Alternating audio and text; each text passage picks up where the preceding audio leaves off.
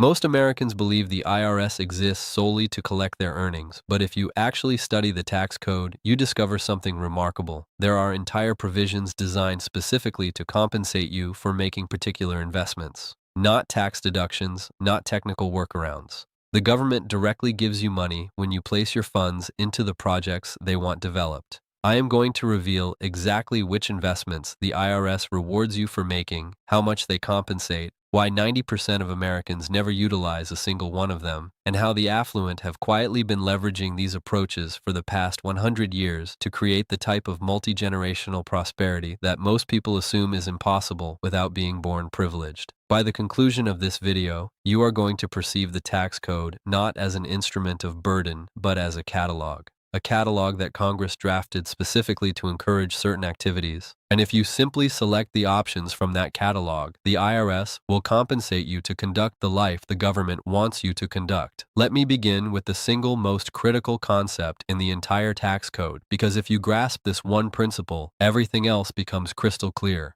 The tax code is not structured to be equitable. It is structured to motivate behavior. Every single provision in the tax code was crafted by Congress to direct money towards something. Housing, energy, business, investment, retirement, education, charity. If you follow what the tax code wants you to do, the tax code will support you. If you disregard the tax code and simply hold a W-2 position and receive a paycheck, you shoulder the highest effective tax rate in the nation. The typical W-2 worker pays something between 25 and 37% of their earnings in federal taxes, state taxes, payroll taxes, and hidden charges. The typical affluent American pays closer to 15%, not because they employ superior accountants, but because they recognize the code as a catalog and they selected from the right section of the catalog. Now let me guide you through the investments the IRS actively rewards you for making. The initial one is so straightforward, it frustrates people when they eventually comprehend it. Launch a business. The instant you have a legitimate enterprise, every economic relationship in your life transforms. Every laptop you purchase, every phone you utilize for work, every journey you make for a client, every meal you consume while meeting a prospect, every mile you travel between appointments, every subscription you employ to run your operation, every dollar you allocate educating yourself about your industry, all of it becomes deductible. And I am not referring to some minor percentage.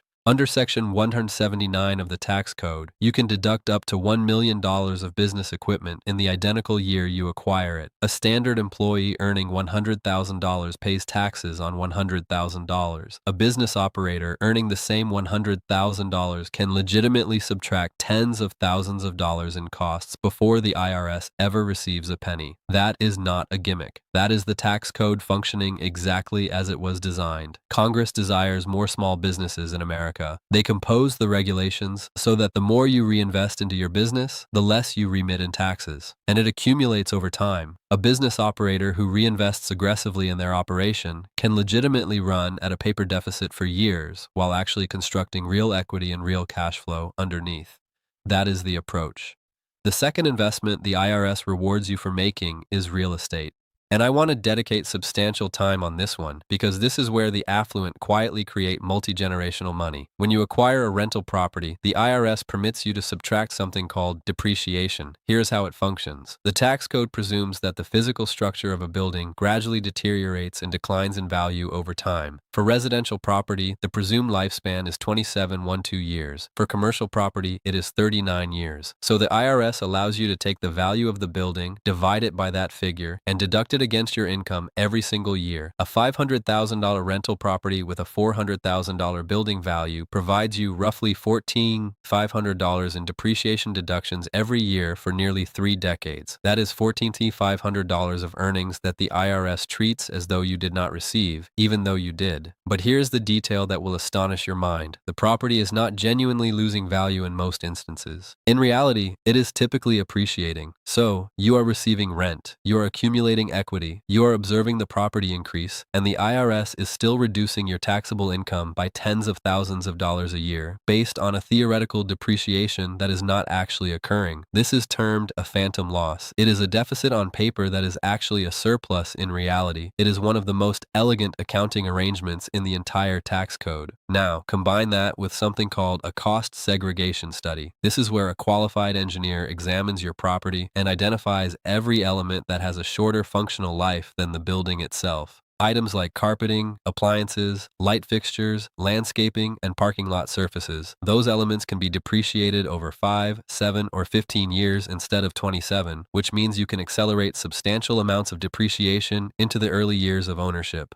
A savvy investor with $1 million rental can legitimately claim $150,000 to $250,000 of depreciation in the initial year alone.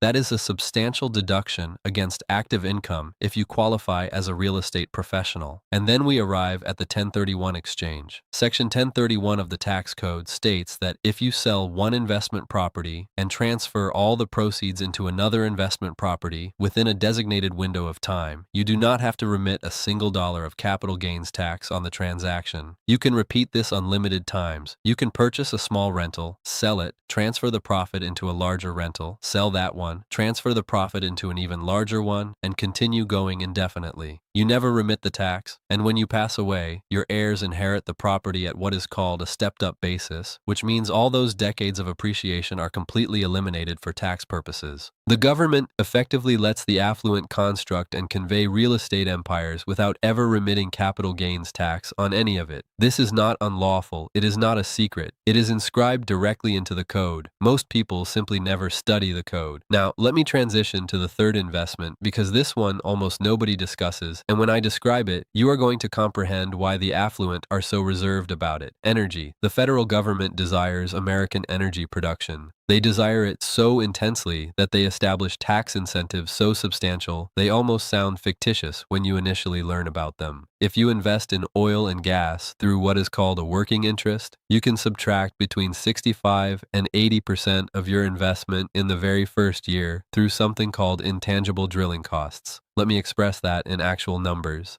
If you commit $100,000 into the appropriate energy project, you can legitimately deduct up to $80,000 against your active income immediately, not distributed over years, not gradually introduced, immediately in the initial tax year. This is one of the only investments in the entire tax code that permits you to subtract against W-2 income. It is specifically designated for this exact function because Congress desires private capital to finance American energy. And if you favor renewables, the solar investment tax credit provides you 30% of your installation expense returned as a direct credit. I want to be extremely precise about what a credit is because a credit and a deduction are two entirely different mechanisms. A deduction lowers your taxable income. A credit lowers your tax obligation dollar for dollar. If you owe the IRS $20,000 and you receive a $10,000 tax credit, your obligation drops to $10,000. It is direct money removed from the total. So, if you install a $100,000 solar system on your property, you receive $30,000 returned, not as a reimbursement of your costs, but as a reduction of what you owe in taxes, and you still possess the solar system, which produces electricity that either conserves you money or gets sold back to the grid. That is the government compensating you to possess energy production. There are also tax credits for wind energy, geothermal systems, battery storage, and even for purchasing certain electric vehicles. The Inflation Reduction Act, despite its confusing name, was actually one of the biggest packages of energy investment tax credits in American history. It simply was not promoted to everyday people. It was crafted for companies and affluent investors who would understand how to deploy it. And that is the recurring theme of this entire video. The tax code benefits people who understand how to leverage it, and it overlooks people who do not even realize it exists. The fourth investment category is retirement accounts. And I realize everyone has learned of retirement accounts, but almost nobody utilizes them optimally. A standard 401k allows you to defer about $23,000 a year. In 2026, that is the baseline employee contribution limit. But here is where it gets compelling. If you operate a business, even a modest side business, you can establish a solo 401k and contribute up to $69,000 in a single year. That is 3 times the ceiling of a standard employee account. You are contributing both as the employee and as the employer at the same time. And every single dollar of that contribution comes directly off your taxable income. A business operator earning $200,000 can contribute $69,000 to their solo 401k and immediately lower their taxable income to $131,000 at a 32% tax bracket. That is over $22,000 in tax savings in a single year every year for the duration of your career. And then there is the crown jewel of the entire retirement system, the health savings account. The HSA is the only account in the entire United States tax code that provides you a triple tax benefit. Money enters tax-free, money accumulates tax-free, money exits tax-free when applied for qualified medical expenses. There is literally no other account in the entire code that offers you all three of those advantages at the same time. Traditional 401k provides you tax-free entering and tax-free accumulation, but you remit taxes exiting. A Roth IRA provides you tax-free accumulation and tax-free exiting, but you remit taxes entering. An HSA is the only one that provides you all three. And here is the twist that almost no one employs. You do not have to withdraw the funds for medical expenses at the moment you experience them. You can cover medical expenses from your own funds, preserve the receipts, let your HSA compound for decades, and then repay yourself later at any point in the future, which means the HSA can effectively serve as an additional retirement account with the finest tax treatment of any account in existence. Now, I want to extend beyond the four primary categories because the tax code is filled with smaller, lesser-known approaches that can layer on top of each other and multiply your savings. Let me guide you through a few of the ones the affluent employ that almost no one discusses in public. First, opportunity zones. This was established in 2017, and it is remarkable. If you take capital gains from any investment, equities, real estate, cryptocurrency, business sale, and you redirect those gains into a designated opportunity zone fund, you get to postpone the capital gains tax on the original investment until 2026. And if you retain the new investment for 10 years, every single dollar of appreciation on the new investment is completely tax-free, permanently. No capital gains tax whatsoever on a 10-year retention. This was intended to channel private capital into economically challenged areas, but the affluent have leveraged it to construct multi-million-dollar tax-free investment portfolios. Second, the Augusta Rule, which is Section 280A of the tax code. This is a provision that says you can lease your personal residence to anyone, including your own company, for up to 14 days per year and receive the rental income completely tax-free, not reduced tax, not lower tax, zero tax. If you operate a business and you conduct quarterly meetings at your own residence, you can compensate yourself $2,000 a day in rental fees, claim a full business deduction, and personally collect $28,000 a year tax-free. It is one of the simplest and most underutilized approaches in the entire code, and it is completely lawful as long as the rent is reasonable and documented. Third, employing your children. If you operate a business and you have children, you can compensate them a reasonable salary for genuine work performed in the business. Under existing regulations, children under 18 working in a parent-owned enterprise do not have to remit payroll taxes, and if their aggregate wages remain under the standard deduction, they remit zero federal income tax on those earnings. So, you redirect income from your elevated tax bracket to their zero tax bracket, receive a full business deduction on the compensation, and convey wealth to the next generation while they acquire real capabilities. A household with 2 children can legitimately shift $30,000 a year off the parent's tax filing. This way, fourth, qualified small business stock, which is Section 12102.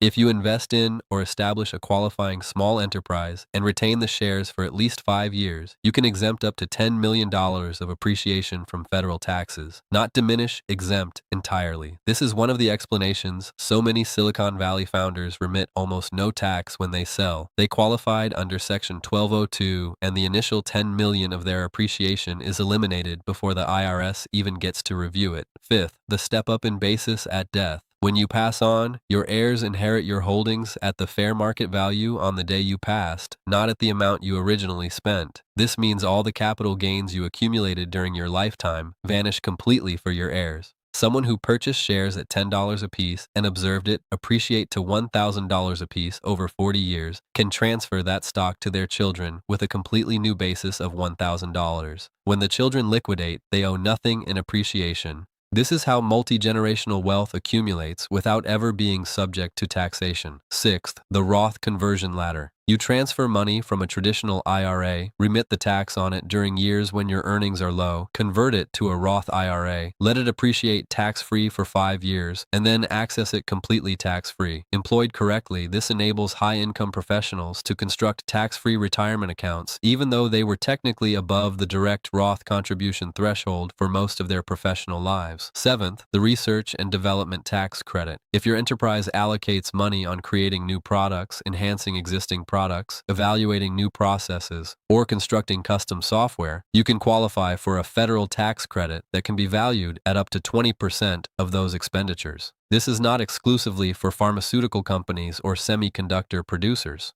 A small software company, a custom manufacturing shop, a food and beverage company formulating a new recipe, an engineering firm designing custom solutions, all of them can qualify. The typical small business operator does not even realize this exists. The typical tax professional does not understand how to apply it properly. But the enterprises that do understand have legitimately redirected tens of thousands of dollars per year out of their tax obligation and back into their own accounts. Eighth, the backdoor Roth IRA. If you generate too much income to contribute to a Roth IRA directly, you can still legitimately transfer money into one. You deposit into a traditional IRA on an after-tax basis, then promptly convert it to a Roth IRA. This is entirely lawful. It has been endorsed by the IRS in published guidance. It enables high earners to construct tax-free retirement wealth that accumulates completely outside the scope of future tax increases every single year. You can execute this in every single year. Most individuals who could gain from it never even discover it. Ninth, the Mega Backdoor Roth.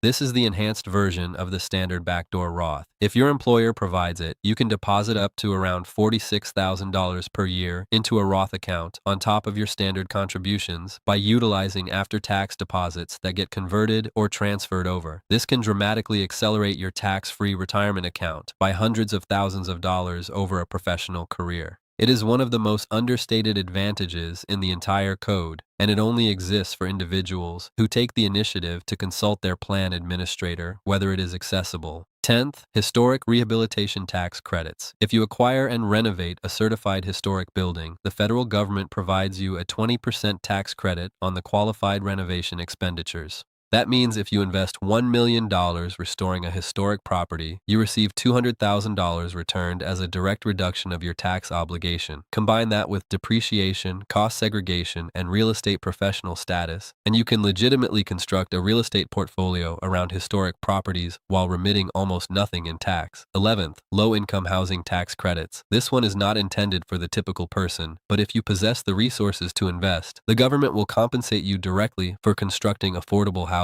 The credits can be valued at up to 9% of your qualifying investment every year for 10 years. That means the government essentially returns 90% of your investment in tax credits over a decade while you still possess the property and receive the rent. This is why the biggest private investors in low-income housing are insurance firms and affluent families. They comprehend the calculations. 12th, Section 529 plans with Roth conversion. Starting recently, unused funds in a 529 education savings plan can be transferred into a Roth IRA for the beneficiary up to $35,000 in total. So, even if your children do not ultimately utilize all the money you reserve for their education, it does not disappear. It gets transformed into a tax-free retirement account in their name. You can front-load a 529 plan early in a child's life, let it compound for 18 years, cover their education, and then channel the remainder into their retirement account. That is multi-generational wealth transfer with tax-free appreciation at every single phase. Now let me guide you through an example that demonstrates how these combine, because this is the section that transforms how you consider money permanently. Imagine you are a business operator earning $250,000 a year without any tax planning at federal plus state plus self-employment tax rates. You are probably surrendering between $80,000 and $90,000 to the government every year. That is more than 30% of your entire gross earnings gone before you even get to experience your life. Now, let me guide you through the same individual utilizing the approaches I just outlined. You deposit $69,000 into a solo 401k. You deposit $8,000 into a health savings account. You acquire a $300,000 rental property and claim roughly $10,000 in depreciation. You conduct a cost segregation study and accelerate another $30,000 of depreciation in the initial year. You compensate your teenage children $12,000 each for genuine work in the enterprise, shifting $24,000 off your filing into their zero tax bracket. You commit $100,000 into a carefully evaluated oil and gas working interest and subtract $80,000 of it. You apply the Augusta rule and receive $28,000 in tax-free rental from your own enterprise. Sum up the deductions. You just legitimately eliminated around $240,000 of taxable income.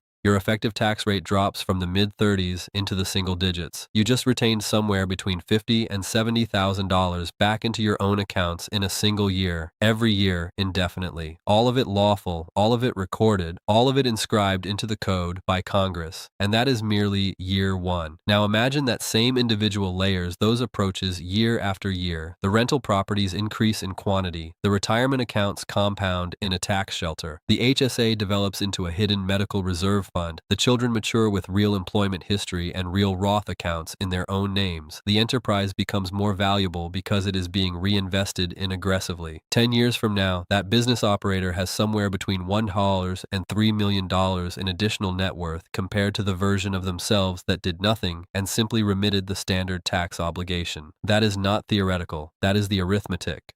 That is what occurs when you actually leverage the code instead of lamenting about it. Now, here is the section that genuinely matters, and this is what I want you to carry away with. The reason most Americans never explore any of these approaches is not because they do not qualify. It is because nobody ever informs them that the tax code is a catalog of incentives. Your high school did not instruct you on this. Your college did not instruct you on this. Your employer did not instruct you on this. Your financial consultant probably did not instruct you on this either, because most financial consultants are trained to market products, not strategies. So the code remains there full of incentives waiting for someone to study it. And most Americans never do. Congress employs the tax code to channel money toward the activities they desire more of: businesses, housing, energy, retirement, education, conservation, charitable giving. Every single one of those categories has a bright green indicator flashing next to it that states, the government will cover part of the expense for you if you participate.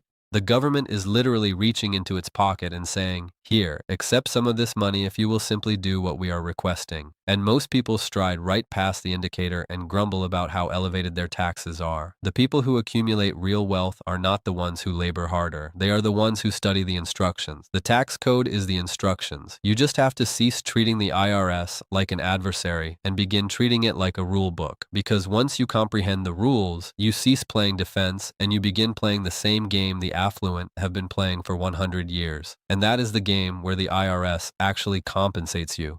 And I want to conclude with one more reflection because I believe it is the most essential thing anyone can grasp about taxes. Most people assume they are remitting taxes because they are being penalized for being successful. They are not. They are remitting taxes because they have not yet discovered how the framework was constructed. The framework was constructed by people who anticipated you to invest in enterprises, possess real estate, support energy, prepare for retirement, and accumulate wealth. The framework was constructed for active engagement, not passive observation. The instant you become an active participant, you cease being a tax victim and begin being a tax beneficiary. The IRS is not your adversary. The IRS is an incentive program presented as an enforcement agency. The sooner you recognize that, the sooner you begin receiving payment instead of remitting. Study the code. Retain the professionals who understand the code. Invest in the things the code incentivizes. Cease lamenting about the framework and begin leveraging the framework. And remember, every single approach I just guided you through is 100% lawful, 100% recorded in plain language in the Internal Revenue Code, and 100% accessible to you right now. As soon as you choose to begin engaging instead of watching, the IRS is waiting to compensate you. You simply have to discover how to request it. One final point before you leave. If nothing else you absorb from this video, absorb this.